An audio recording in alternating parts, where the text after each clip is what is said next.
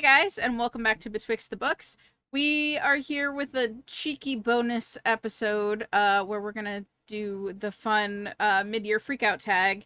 It's a little bit more than mid-year. We're in August at this point, but we're still gonna count it. Gretchen and I are both people who set ourselves loose challenges and things like that, so checking in on our reading is always helpful to see where we're at, how much we're reading, whether we're meeting those goals or not. So yeah, we're gonna go kind of rapid fire here. We're not gonna go into super detail about any of these books, I don't think. And for a lot of them, we have videos about them. So I might do a thing because there's definitely going to be more than I could put in the cards, but I might do a thing where I make like a weird little playlist that I can link that has all of the videos that we're going to talk about in this.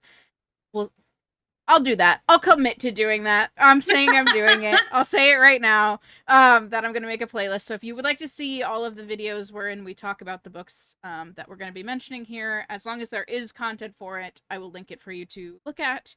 The ones that we think that are especially important that you might want to watch, perhaps we'll put in the cards, like just to really put a pin in those for you to go see. But yes, we're here to do this. We're gonna go rapid fire. Hopefully you enjoy. But yes, here we go. I did make a fancy little graphic for us so that while we go through these, the book covers are gonna pop up. I'm trying to be fancy to make this a fun video for like looking at as well as listening to. But here we go. All right, so the first question is the best book you've read so far this year in 2025.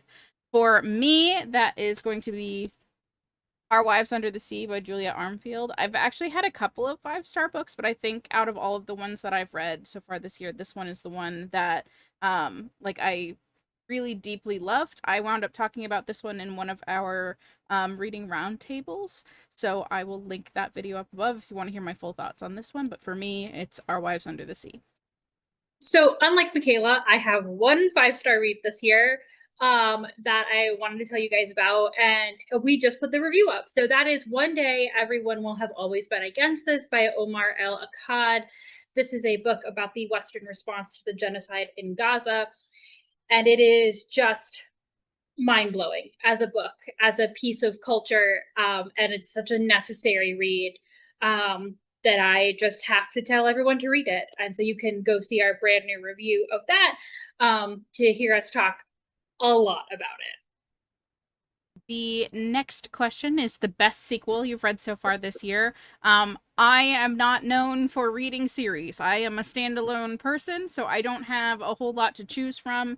The one that I'm going to go with for this, though, is The Imposition of Unnecessary Obstacles, the first book of which is The Mimicking of Known Successes, which I also believe I talked about on a reading roundtable, although I talked about this one last year. I haven't talked about this particular one on the channel, but these are just short little sci-fi like mystery books with a sapphic romance subplot that's going through them. The third book just came out this year, which I haven't read yet, but I've really enjoyed these, so I'll link to that reading roundtable from whenever it was that I talked about the first book in this series, if you want to hear a little bit more in detail about what these are. So, sequel is a weird term here, right? Because a lot of time in Romance Landia, there's like another book that's like the same series, but probably isn't the same. Because I don't read a ton of like romantasy, which may have more of like a series vibe to it.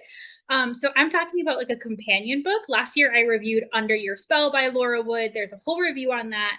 But what I loved about that, it was not your typical rocker romance. So one of the characters is a rock star, but it is not following a lot of the tropes that show up. And it's just like a really, really beautiful book. I really loved it.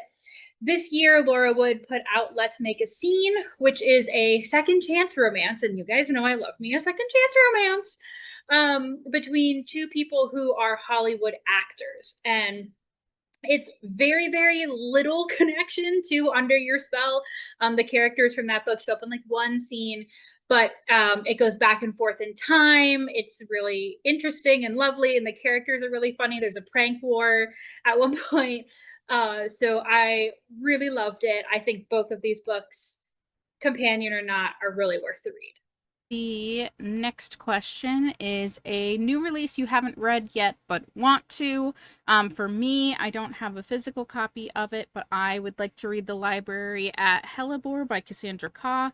I've really enjoyed all of the Cassandra Khaw books that I've read so far. This is a horror take on dark academia.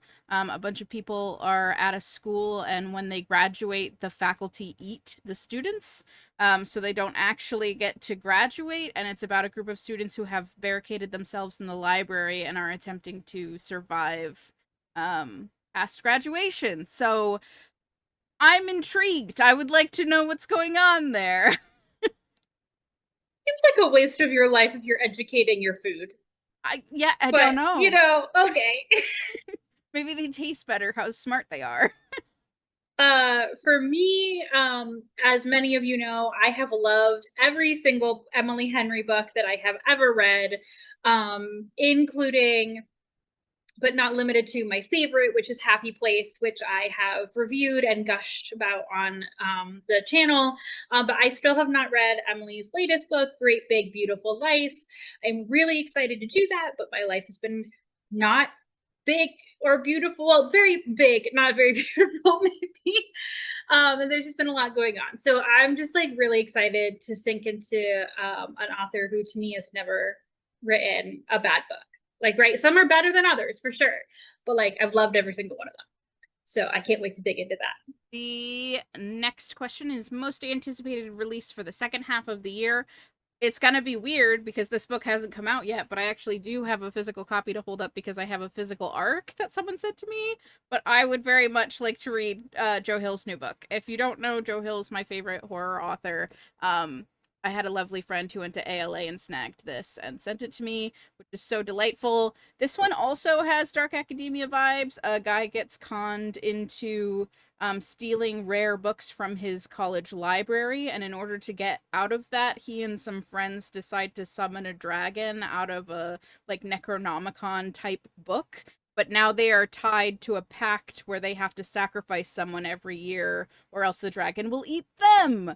So it's the year of dark academia horror, it sounds like, but I'm very excited about this one. Anyone who's been following any of our reviews of Katie Roberts' Dark Olympus series will not be surprised to hear me talk about how absolutely feral I am for Tender Cruelty by Katie Robert. Okay, this is the 9 book out of the 10 books in the Dark Olympus series that are coming out, but this is the Zeus and Hera book that has been teased for so many books, and it is the book that I have wanted, needed. I have just screamed, I think, at the end of our last like 4 or 5, maybe all of them, because we've reviewed all of the other 8 books in the series, that I need this book. I need it. And I want it. And it's coming out like really close to the end of the year. We will review it. And if it the problem is the bar is kind of so high that I'm really worried, but like I need it. Fair enough. Moving on from the very high peak of thing that is probably going to be a 5-star, we're going to our biggest disappointment of the year so far. For me, that would have to be Mated to the Monster by Sarah Spade. I picked up this one for our monster romance reading roundtable that we did back in February. This is sad because monster romance is one of my favorite subgenres of romance at the moment, and I read one that I didn't like. If you want to hear why exactly I didn't like it, please go see that video. Yeah, this tag just went. So for me, unfortunately, my biggest disappointment of the year so far is Yin Yang Love Song by Lauren Kung Jessen. I did a whole review of this, but I've reviewed now 3 books by Lauren. I loved her first one, Lunar Love. Again, I've reviewed all 3 of these. But Yin Yang Love Song was just like so talky. I was like, there's like, and again, in a romance novel, I love it when they talk. I love it. I think that's missing a lot of the time. But oh my God, the conversations were so much and so long and so like preachy at a certain point. I was like, guys, like, And there wasn't a lot else going on. So unfortunately, it just didn't have the emotional punch that Lunar Love had, which I was really looking forward to experiencing again. And this was just not it. On the opposite side of biggest disappointment, we have biggest surprise, which for me, I'm gonna go with The Lamplighters by Emma Stonix. I don't normally read or enjoy historical fiction. It's like rare that I pick something up. This one was a locked room mystery set in a lighthouse where a bunch of people disappeared.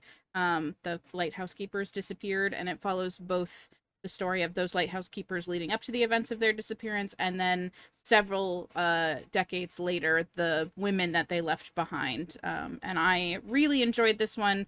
Lived up to the very beautiful cover of this one that I have. I did a whole review of it. You can go and see me talk about like all of the bits and pieces that I loved. But yeah, not a normal genre for me.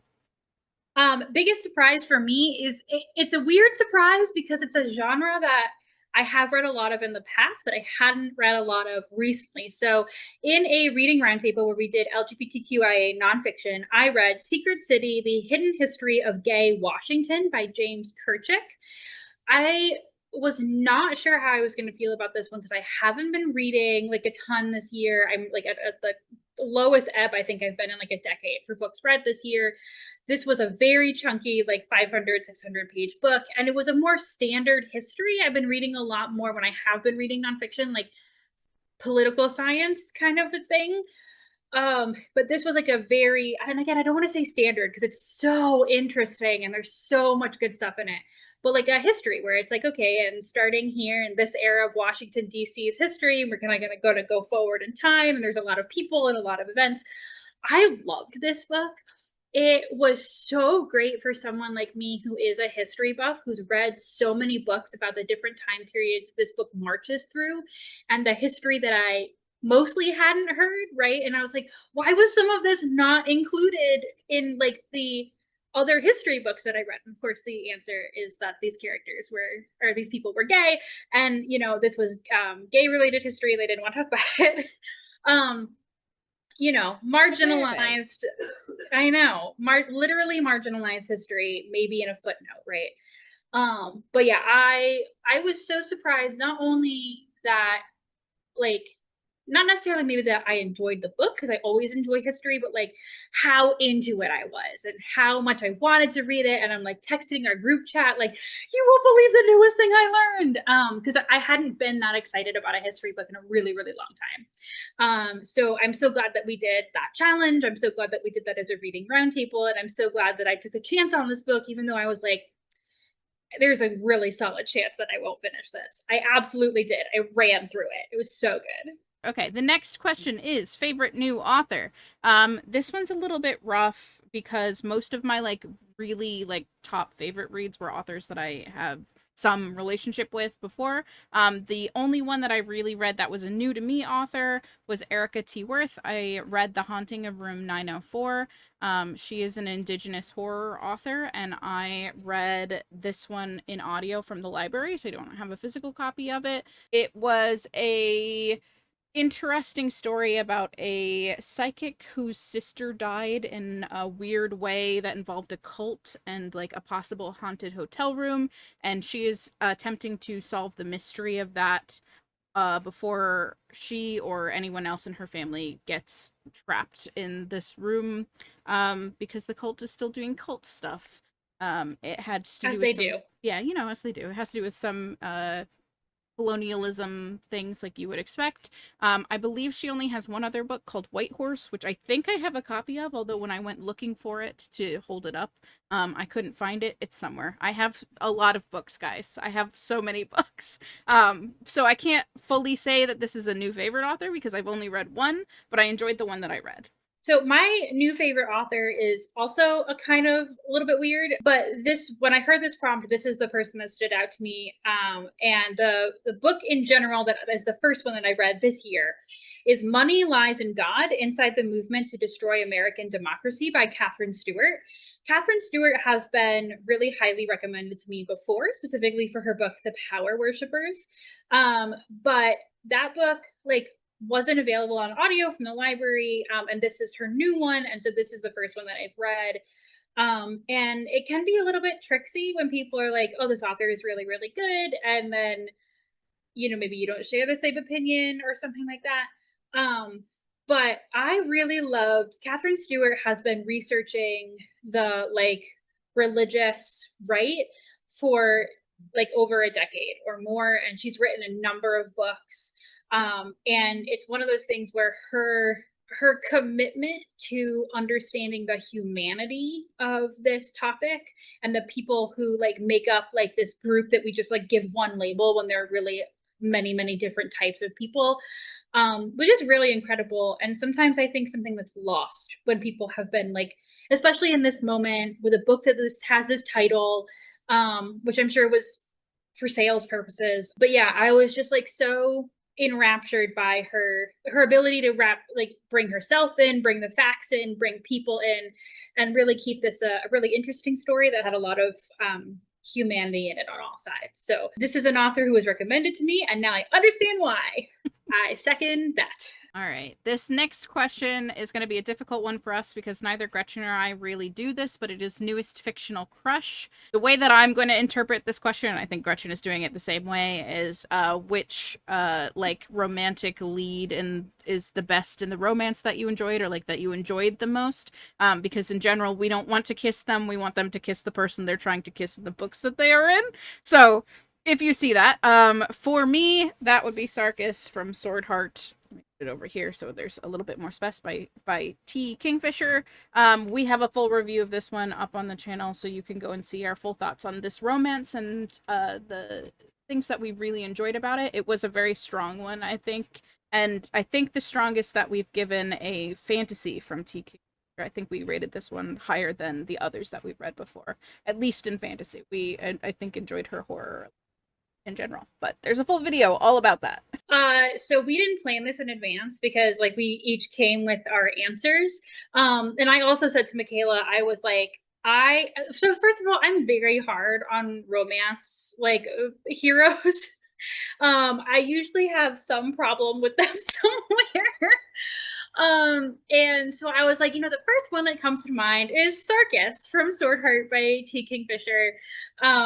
Because he just has like genuinely the most funniest personality, but also just like a very strong sense of like loyalty and honor. And so I also choose him because he was willing to do so much for his lady love, from peeing in a bottle to hiding bodies. So we love that.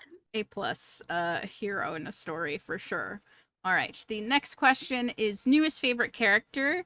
I don't have a physical copy of this one. I had an e-arc of it, so I don't have one to hold up, but I am going to say that my favorite character most recently is Arms from Atomic Noodle. In theory, this video is coming out just after my review of this one that came out, as long as this comes out on time. So you can hear me talk about that book in general. Arms is a pair of robot arms that is attempting to start a noodle shop in San Francisco, post some wars and things that are going on. His noodle shop is being review bombed, and there's a scene where he sees those review bombs and he gets so depressed that he just takes the day off, goes out to the park and sits in the flowers with it like wilted, which was such a mood vibe. I'm with you, Arms. Sometimes it's just hard to do your day job when people are being mean to you for no reason. So, yeah, that's my favorite most recent character that I have read right there. So these just happen to be next to each other in the sequence for this tag, but I have been blessed with a lot of really good romance novels with a lot of good side characters recently, but hands down, my favorite character, who was also just like a whole mood for me, was Zale from Sword Heart. They are a servant of the Rat King, which in the world of Sword Heart means that they are a lawyer. They are essentially just like a small claims lawyer. And they just want to help Hala, who is the main character of Sword Heart, get her property back. And they end up like with a sentient sword and Hala, and they're like doing science experiments and hiding bodies, and they're just like, I just wanted to be in court. Like I just wanted to file some paperwork, and I don't know how I got here. While yet being so like so gung-ho also to do the science experiment and hide bodies. Um I just like that was a whole mood of just like I just came to do paperwork and now there are dead people. So I love you, Zale. You're so fantastic. The next question is a book that made you cry. I have not actually physically cried at any books this year. I am going to go with the saddest book that I have read for this one. I'm going to go with Part of She Who Became the Sun. Particularly, there is a scene at the end with who I would call the antagonist, that I can't fully say because it would be a spoiler. I believe that I talked about this one on Reading Roundtable, so we talk a little bit more about the general plot and what I really enjoyed about this one. But yeah, there was a scene that was very emotionally fraught, I want to go with, and it got me. I felt bad for him. I always love when an antagonist can make you sympathetic towards them, even though they are doing bad things. You can still see them as a person. That's a successful book to me. So that's this one. So in terms of Saddest, again, this is like there has not been a book that has like physically made me cry, but there have been books that have and I'm interpreting this not just sad, but like really, really thoughtfully reflective as well. Because I have read some, romance novels with some emotional scenes, but obviously, one day everyone will have always been against this has some incredibly just heart wrenching moments. But in terms of one that like really got into my heart in complicated ways, I also want to mention By the Fire We Carry, the generations long fight for justice on native land by Rebecca Nagel. I talked about this in a reading roundtable, I think. But she wraps her own family's very complicated indigenous history in with the history of the process of taking away native lands and also the story of some court cases that have helped them get some of them back, but those court cases were also predicated they were on murder convictions and murderers trying to get um off death row. And so there's like this incredible like complicated story of yes, we want these lands back and we want rights to these lands back, but also like there are people who are dead and there are murderers who are the people who are helping push these cases forward, along with like so it's just like generational like trauma and law and restoration through grief and it yeah, it there she does a lot in what is technically like not a horribly long book for nonfiction. And so I recommend that for everyone, even though it's a tough thing to wrangle. The next question is the opposite of that, which is a book that made you happy. I'm going to be weird and I'm going to talk about a horror book, which didn't make me happy in like, I know, which didn't make me happy in like this is lighthearted and fun way, but it made me giddy because the monster in this one was so good. And as a person who really loves creature horror, it was so fun to like read a book with a monster that was designed this way. That was Incidents Around the House by Josh Mallerman. I have not yet reviewed this one on the channel. It will, in theory, be part of a video that I've been slowly working on throughout the year. This year, where I'm reading a bunch of the popular, like, TikTok hits of horror from last year. This was the first one that I read in that series, and it is still, I think, the highlight of it at the moment. It's from the perspective of a child, so if you have issues with that, that's there.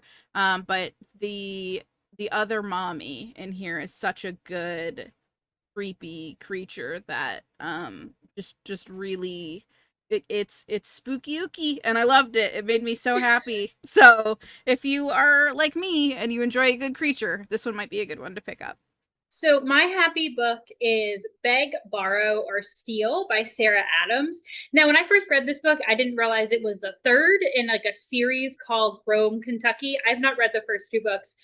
This was actually the first book that I read this year, and it's still the highest rated romance that I've read this year. It is a second chance romance slash rivals to lovers. There's like, was it really like what was happening there? It's like not clear. They had a they were doing some like spicy fighting. But they're both second grade teachers in a small town, and they both have like very different teaching styles. And then it gets really silly because the female main character in this one also wants to be a romance writer, and she accidentally emails her romance novel draft to the principal. And she's like, if he finds out I'm writing explicit sex scenes, then I'm gonna lose my job. And they like do a secret mission together to like break into the principal's house and get the laptop. It's very silly. It's very, very silly. And I love the like mix of they have a history, but it's not necessarily a romantic history, and like they're back together and it's but they have to depend on each other. And really they're just two people who love teaching elementary school in their own way. So it just like hit me in all the feels. I really enjoyed it. The next question is favorite book to film adaptation you saw this year. I have watched 12 movies in total this year, 10 of which were all original films, which I'm going to take as a badge of honor in this day and age because 90% of films are tied to some IP or other. The two that I saw that were tied to anything, one was Deadpool and Wolverine, which yes, that's super fun, but I it's not as fun for me to recommend to you. So I'm going to recommend Odessa, which is a Orpheus and Eurydice retelling. It is a rock opera, so it is musical. There is songs throughout it, both diegetic and non-diegetic within the story. I believe it is on Netflix, so you can watch it if you would like. I enjoyed it. It's very interesting, very like future cyberpunky take on this story. And it's definitely worth a watch. I would much rather like recommend that versus Deadpool than Wolverine because I think everyone and their mom has seen that movie at this point. So at least hopefully I'm recommending you something that you maybe haven't seen before. Yeah. So I have not seen I may have watched less movies than you this year, honestly. But what I have been doing, and you've seen a couple of them, is there's been a lot of podcasts that I've listened to that have been turned into documentaries, which has been crazy. So I want to recommend like a book podcast and documentary like triad that I also did a whole video on. But the book is The House of My Mother by Sherry Frankie. Sherry is the daughter of Ruby Frankie. I listened to a podcast that I found on Wondery, but you can also listen to places like on Spotify. It's not an exclusive. That's just called The Fall of Ruby Frankie. And then Hulu did a documentary called A Devil in the Family. And I really recommend you go listen to my whole review comparing them because there's some really interesting differences. But there's a lot coming out now as we begin to talk about the realm of kid influencers and family vlogging and all that type of stuff that I could probably do a whole video on. But yeah, this is the closest I think I've gotten to a book, a film, and anything that would answer this question. The next question is the favorite video you've done so far this year. For me, that's going to be my review of the Monk and Robot series. That is one of my all-time favorite books now, and I did not do a review of it when I had originally read it. A paperback copy just came out this year that combines both the first and second book into one volume, so it gave me a chance to talk about the series with you guys. Please go watch that video and listen to me talk about one of my favorite books of all time. And if you haven't read the book yet, or both books because there's two of them, but definitely A Psalm for the Wild Built, please go grab a copy because yeah, it's definitely worth it. So because I haven't really been reading and I've also been struggling to make videos this year, I think my favorite video that I've done is my Read to Resist video. I did that earlier this year, and it's one of the few times this year that I've been able to talk in like a systematic fashion about a lot of the nonfiction that I've been reading. because I haven't done an update to my presidential reading challenge in a really long time. And I am so passionate about so many of the nonfiction books that I read, and especially in the time that we're in now, and how they can help us to understand how we got here and where we go from here. And that's one of the few books that, or few videos that I've been able to put together with like a list of some books that I would recommend for folks. Um, and I also did it during a really challenging time. I'm really proud of that video for a number of reasons. But I hopefully I'll be able to get back to talking about more nonfiction in a more concentrated way, because I have a lot of books that I would love to tell you about. The next prompt is the most beautiful book you've bought so far this year or received. You didn't have to buy it yourself. It could have been a gift. For me, I'm going to go with The River Has Roots by Amal El Motar. This book has pages with illustrations on it. Front cover has a shiny chicken. It is a beautiful little book novella by one of the authors of This Is How You Lose the Time War, if you didn't know. I loved this one so much, and I feel like it is a Taylor book. If you've been with us for a very long time and you used to watch our book club episodes, if you were like a Taylor reader, or have seen Taylor on our reading roundtables, it's very much a like fairy tale allegory type story.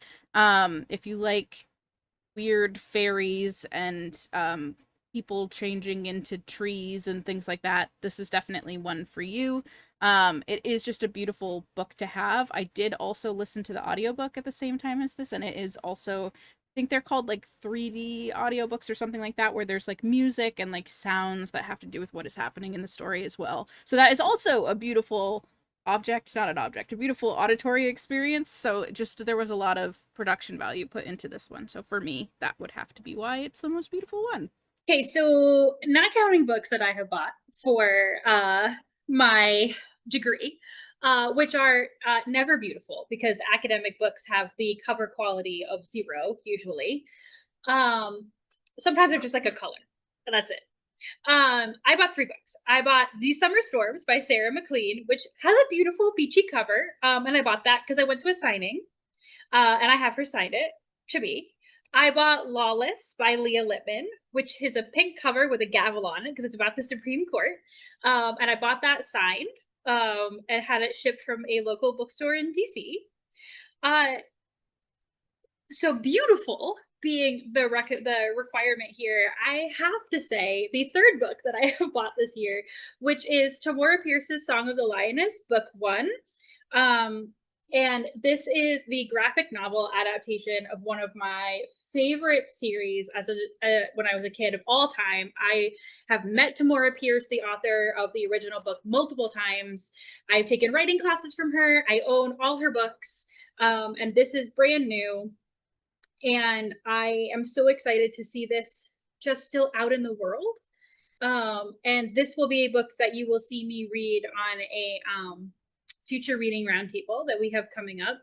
I so rarely buy graphic novels. And look at how pretty it is.